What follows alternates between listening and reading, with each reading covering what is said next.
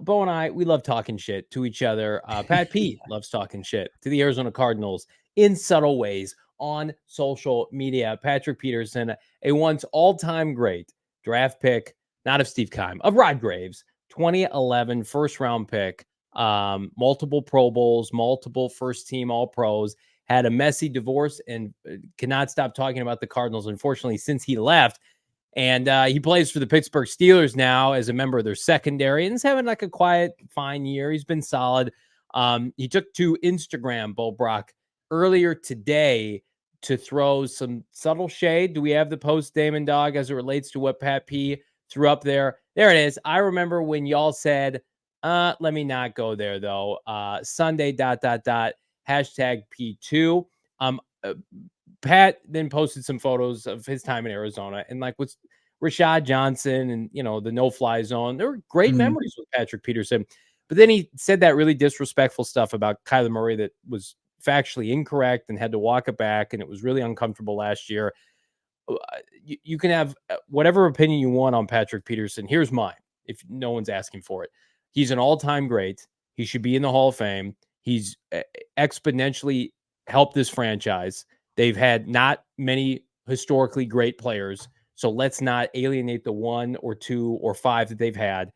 Does he need to stop talking about the Cardinals? Absolutely. But when you and I had a chance to talk to him on Radio Row during the Super Bowl last year, most of what at the time it made it seem like his angst with the franchise was Steve Keim, and he told us that in not so many words. Well, Keim has been fired. He was let go. He was allowed to leave.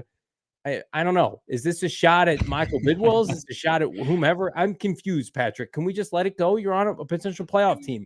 That's the main thing.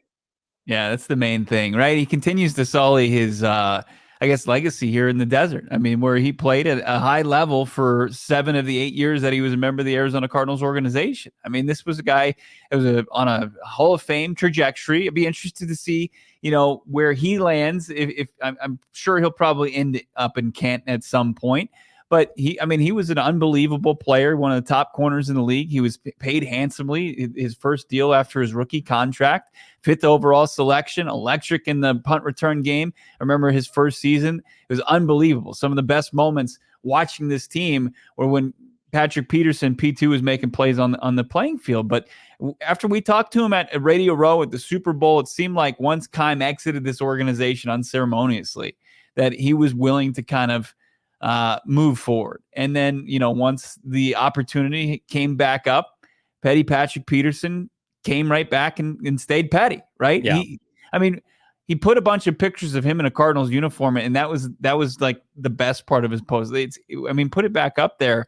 Why not saying like, had a lot of good times in this uniform, but instead it's like, I remember when you all said, let me not go there. And it's in an edited tweet. Who's he talking about? Yeah. Is he talking to the fan base that appreciated him, his entire tenure here, even through a trade request, when the first time times got tough, he said, I want the first ticket out of here. And instead of being, the leader that he was portraying himself to be, that he wasn't, right? He wanted to be the next face of this franchise. But as soon as times got tough, he said, hey, agent, get me out of here. I want to trade. I don't like what's going on. Well, here, let's be fair. Of adversity. Let's be fair. Budda Baker did the same thing this offseason, but instead of Steve Keim botching the whole situation, he had a grown-up general manager that they were able to come to some even ground. Right. And he could continue his career here. So that was not fun. And supposedly Philadelphia had offered a first for the Cardinals, and Keim balked at that because he's an idiot. And it was just a complete and utter disaster. They were offering like a 1 at the trade deadline. It was a pissing contest. It was a pissing contest. He didn't want to have to give up any ground, and it was just a power play from the Cardinals decision makers at the time to the player. And it was an absolute just pissing contest. And unfortunately, it continues to linger, even though the Cardinals have moved off of, the guy that he told us at Radio Row, that was the biggest problem. So, and it's like, if you go back to that time, like if the problems they stretch further than Kime, and they go up to ownership to Michael Bidwell. Which Remember, probably is Bidwell true. went out to lunch with Patrick Peterson to squash all that. Now, I don't know if he made him pay or not. You can make your jokes now, but I mean, I don't know. Like he made Patrick Peterson at the time the highest paid cornerback, and then when the guy hit 30, and this was post trade requests, and several social media cryptic posts, that they just parted ways. And then one person is, to kind of paraphrase or quote our GM Saul Bookman, it is just very reminiscent of a salty ex. It really is, and just can't get over it. Well, and I think I'm guessing he probably holds some animosity. He hit free agency and did not have a lot of takers. He signed a series of 1-year contracts with the Vikings twice and now with the Steelers. Does he feel like the Cardinals blew up his market? I think his own tape did that. But listen, at the end of the day, 3-time first-team All-Pro, 8-time Pro Bowler. He's on the All-Decade team. He's got 35 interceptions. I hate when we have to have conversations about he's a Cardinal great. He's one of the 5 best players to wear this uniform in the last 20 years. And I hate that there's a stigma between now he and the fan base where they don't like each other. Again, you want to have issues with ownership, who's never won a Super Bowl, have at it, right? But I'm about what did the player do for the franchise when they were on the field? And for 95% of the time, he was fucking elite. He helped this franchise. This franchise right now, they're missing Patrick Peterson-esque type of players. They are starved, maybe the worst than they've been in 30 years for elite upper tier talent. Mm-hmm. And that's what he represented. He represented greatness for a long time. And I wish that we could get past this point. And I posted this on Twitter and people disagree. Everybody have their own opinion. That doesn't mean it's right or wrong. That we could just get to a point where it's just let's appreciate what he did. He's very much still immature in his feels in his early 30s, which is unfortunate. You would think by now it's come on, man, you've moved on. You're on your 3rd team. It's over. Right. The Cardinals made you the highest paid cornerback, as you mentioned, in the NFL. You were a top 5 draft pick. You were given all of the accolades, all of the success, all the glory. I love the story Britton Golden told me last weekend when we were at Gila River Resorts and Casinos watching the game and talking about Pat P. He said BA would have practice 20 different plays in a package for Patrick Peterson offensively. Not only was he their number 1 defensive player, he got reps offensively. We forget about that, but they were using him at wideout. He would throw the ball. He was a spectacle. He made people want to come out to State Farm Stadium. We don't have enough of those guys right now. So it does pain me to see Cardinal on Cardinal crime, because he is a Cardinal. He's not a fucking Viking. He's not a Steeler, right. A 100-year-old cornerback. He's an Arizona Cardinal. If he gets into the Hall of Fame, he will be an Arizona Cardinal. And there are not enough representation of this franchise, St. Louis, Chicago, Arizona, or otherwise, in the Pro Football Hall of Fame. So I hate that this is the thing, but right. I also think it was manipulated by executives and ownership too. It takes Sounds 2 familiar. to tango. I'm going to tell you right now, if somebody I wish the Cardinals were able to, because of who's the player we just talked about with Howard Balzer, Anquan Bolden, who unceremoniously left this franchise on bad terms. That's a problem with this franchise, that they don't know how to treat stars, even aging stars, on their way out. It's why I think Monty Ossenfort at the end of the day with Zach Ertz, I don't, the game check notwithstanding, that looked really classy, and they took care of Zach Ertz. He's going to go sign with a contender.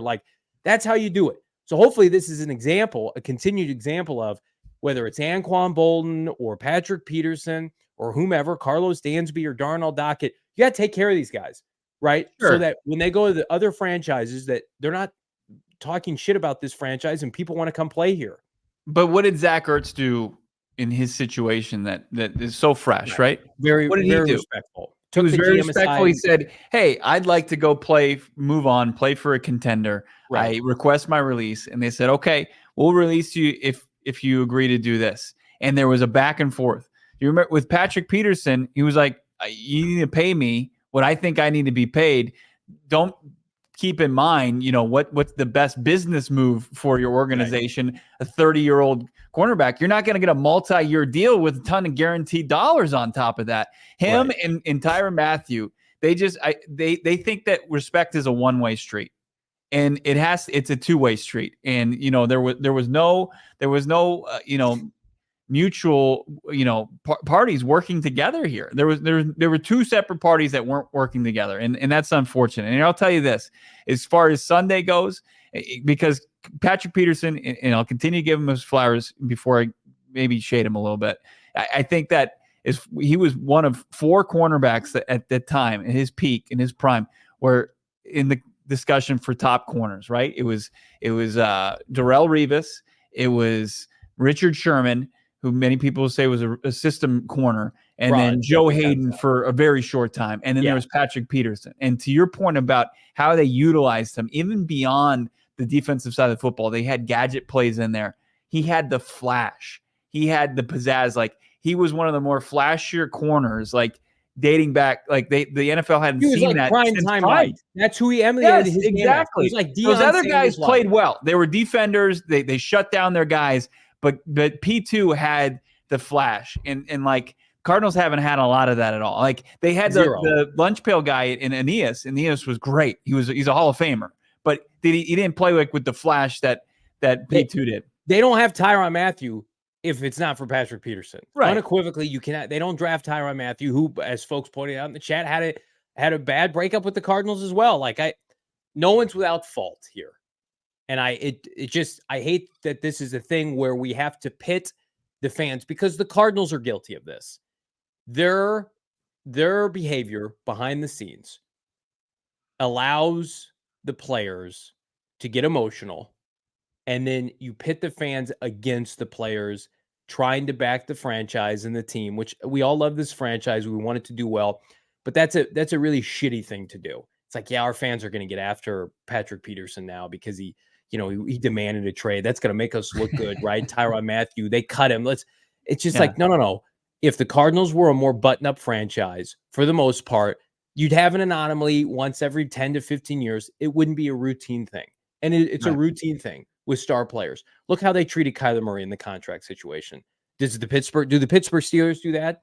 The team that they're playing on Sunday? No, Mike Tomlin would never allow that to happen. Right. Do the Packers do that? Once upon a time, would the Patriots do that? Like, the Cardinals have trouble outside of Larry Fitzgerald dealing with star players. They don't know how to handle them. They don't know how to magnify them. Sometimes they feel bigger than the franchise itself. Kyler Murray certainly felt like that. He's the biggest player that the franchise had when he got here. Right. They did not. But now I feel like that is changing. I agree. Gannon and Monty Ossenfort. And there's already examples of that from Budda Baker, his trade requests earlier in the offseason. Yep. It probably helps that Budda and the head coach and the GM all have the same representation. That probably plays into it. But at the same time, like with Zach Ertz and some of the other people that have made their way and exited Arizona, it's on better terms than previous. And here's what I hope, and I'm already seeing a little bit in the chat, like, get a guy like, I don't think it's going to come via like Greg Dortch mossing Patrick Peterson, but get this man in space with Patrick Peterson. Patrick Peterson can't tackle anybody. He's actually missing tackles at a career high rate, which you would have thought is impossible. He's missing 20% of his tackles this season. Put Greg Dortch, Rondale Moore, James Conner, put them in open field with P2 as the only person standing between them and a big explosive play, and you're going to love it. I mean, that's what I want to see on Sunday. I mean, he's 32 years old. Is this 33. It for him? 33. His PFF grade this year is 60, which is probably a little higher than I thought. He's got 1 interception. He had a great year last year. I can't deny that. I think he had a resurgence, but then it's like AJ Green, right? AJ Green had a little bit of a resurgence, and then Father Time was like, "Oh, that guy's washed. He's back. You're washed again. Like, you're 33. It's time that you don't come back and consistently produce like he did." And he was in a good position last year, I think, with that defense in Minnesota. Yeah, well said, Bo Brock. The Cardinals are well better equipped now to handle big personality star players because they have grown-ups running their franchise in the football department.